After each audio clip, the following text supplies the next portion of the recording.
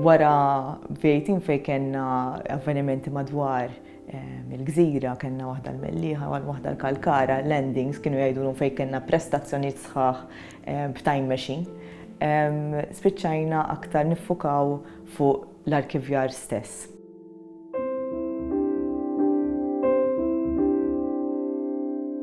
Il-Valletta Design Cluster qed jistieden entitajiet kreattivi sabiex jissieħbu miegħu u jipproduċu xogħol ġdid fl-ispazji tal-Biċċerija l-Antika tal-Belt.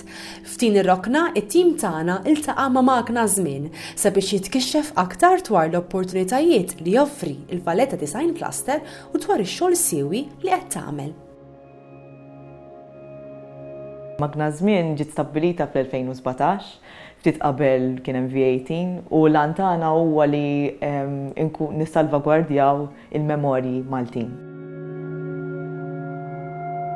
L-antana bħala grassroots movement bażikament huwa li naqbdu l-affarijiet li ssib fil-cupboards tiegħek, tipo l-albums, iż-żigarella, l-home movies, naqbduhom u insalvawhom milli bażikament imutu u jintilfu. Hija ħaġa importanti ħafna lina li nippreservawhom minħabba l-fatt li fis-seklu 20 il-Maltin bdew jiddokumentaw lilhom infushom għall-ewwel darba f'sekli sħaħ. Tipo aħna inna maħkuma minn nies minn dejjem ta' dejjem ammen. Fis-seklu 20 finalment kellna kameras, kellna l-video, kellna l-audio u bdejna il-vuċi tagħna bdiet tinstema'.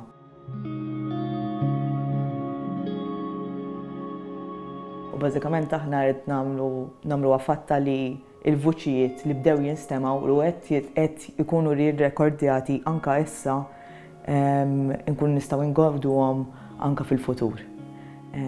U ngawduhom mhux biss li nħalluhom fuq l-ixkaf u nħalluhom hemm, imma wkoll ngawduhom billi nagħtuhom lill-artisti, lir-riċerkaturi bħali, u anke nużawhom biex immantnu l-arkivju.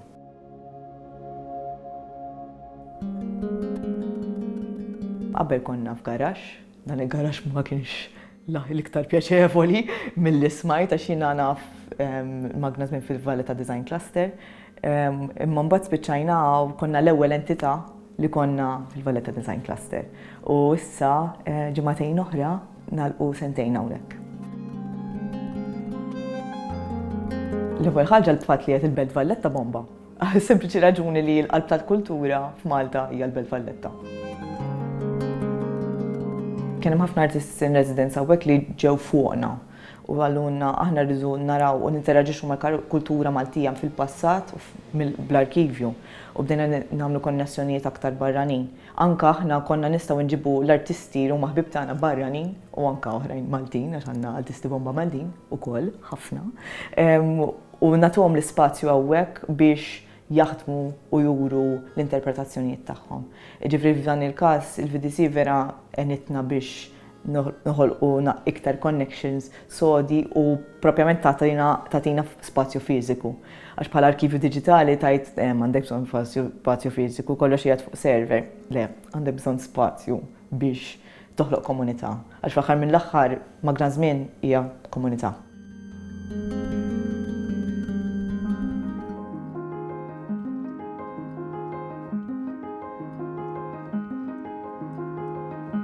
Għandna futur sabiħ, dak li ngħidlek għal Magna Żmien. Issa tinbidlu t-tattiċi tagħna għal 3 snin li ġejjin. Ħaniftħu programm ġdid għall-artisti u għall-volontiera bażikament biex jinteraġixxu aktar nies mal-arkivju b'mod dirett u nagħlmu n-nies kif jagħmlu id-diġitizzazzjoni u biex l-arkivju tagħna jibqa' jkun iktar u iktar ħaj. Ġifieri aħna bħalissa qed naħdmu biex aktar nies jinteraġixxu mal-passat Malti, jirriflettu fuqu u jxerduh ma' aktar nies anke madwar id-dinja għax anke qed naħdmu ma' nies li huma dixxendenti tal-Maltin li qegħdin il-Kanada, l-Awstralja, kullimkien. So Magna Żmien ħadd ikber.